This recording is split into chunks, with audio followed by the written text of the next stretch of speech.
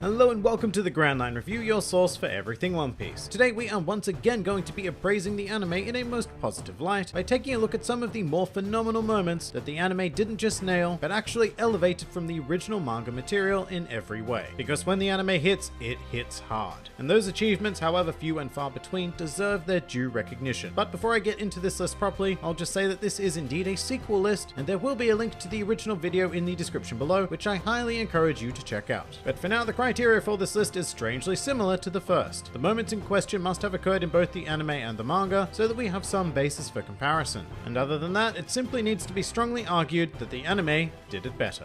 As a result of that, it should go without saying that everything on this list must be canon, because filler just doesn't occur in manga, unless it's the Davy Backfight. But let's not talk about that. And with that out of the way, let's begin. Welcome to another top 5 times the One Piece anime outperformed the manga. Number 5.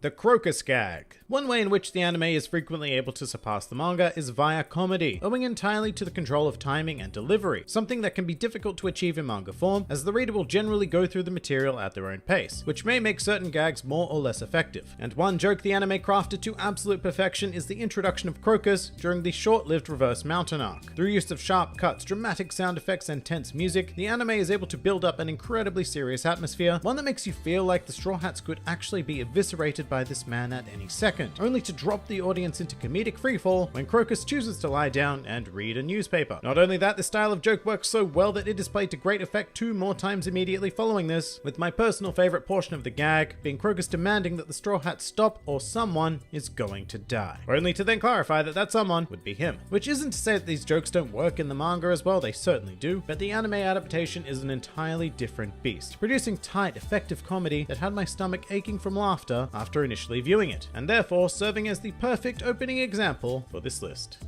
Number 4.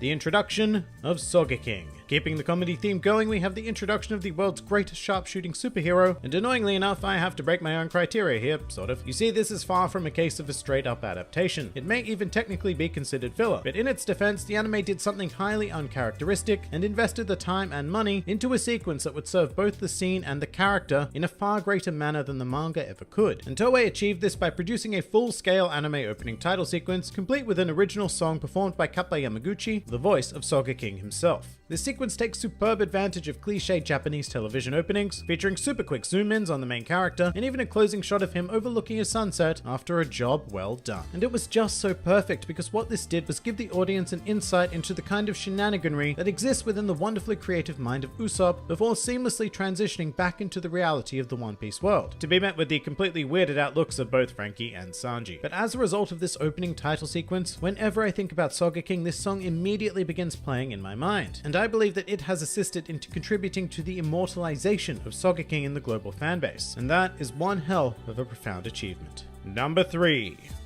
Mary's funeral. Moving into the territory of drama, we now have to discuss the one and only time that a member of the Straw Hat crew has tragically passed away. I should say that up until this point in the series, drama had been played wonderfully throughout the entirety of the Water 7 saga, and this moment is where it all culminated. Not in the typical climax meaning of the word, but more akin to a dam slowly breaking and finally bursting with a flood of emotion. Now this was sad in the manga, but it had nothing on what the anime was able to produce through the use of touching music, masterful vocal performance, and probably the one and only time in the series that I'll admit was a good use of revisiting old material. The anime takes us on a journey through the life and times of the Going Merry, reminding us of just how much craziness this little ship has been a part of, and making Merry feel like a true member of the crew. And not only that, but this particular episode had the good fortune of being animated uncharacteristically well, especially for the Enies Lobby era, which is when, in my opinion, the animation began to take a sharp nosedive in quality that still seems to be in free fall to this very day. However, the funeral of the Going Merry was lucky enough to be immortalized in one perfectly realized episode.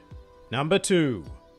I Want to Live. Sticking with the Enies Lobby motif, we now have what I honestly feel is one of the most iconic moments in the series, both in the manga and the anime. However, sadly, the manga does not have the advantage of Robin's voice actress, Yuriko Yamaguchi. When I first watched this scene, I had no knowledge of Japanese whatsoever, but her performance as Nico Robin yelling Ikitai made me go out and actively research the word itself, because I needed to know exactly what was being said in that powerful moment. And not only that, but Mayumi Tanaka's performance as Luffy also deserves a lot of recognition here, as the words Ikitai to Ie are similarly ingrained into my being at this point, which is Luffy demanding that Robin admit she wants to live. And all of this is set against one of the greatest pieces of music to ever grace the One Piece anime, a song called I'm Here With You Too, which I would describe as a track that breaks you down into a very vulnerable state before building you up bigger, better, and stronger. And in the episode specifically, everything is capped off with Luffy saying leave everything to us, which is one of the most epic endings to an episode in the entirety of the series. And yet there is still one moment that I cannot deny being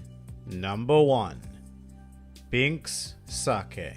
So before I get into this, I just want to say that I was absolutely flooded with comments about this in my original video, and I have to say that, yeah, I'm a bit of a fool for not including it there. The final concert of the Rumbar Pirates is a torturously heart-wrenching sequence. Very similar to the funeral of the Going Merry, actually, in regards to its core structure as a montage of scenes. Except instead of one comrade dying, it's an entire crew. But all of this is contrasted by Binks Sake itself, which is inherently a happy and celebratory song. And I know that throughout this video I've mentioned music a lot, but there is no greater display of the power of sound than here. I think that this moment kind of struggles in the manga because it's so musically based. However, in the anime we get the full picture, and it even allows you to sing along if you have a basic grasp of Japanese. And all of this is designed to hit you so much harder when the Rumbar Pirates slowly die one by one until only Brook is left. Watching this scene in the anime actually gave me a new appreciation for Brook's story, putting its tragic nature on par with, if not above, that of the other Straw Hat crew members. It is a crowning achievement of the anime and a supremely worthy winner of this list.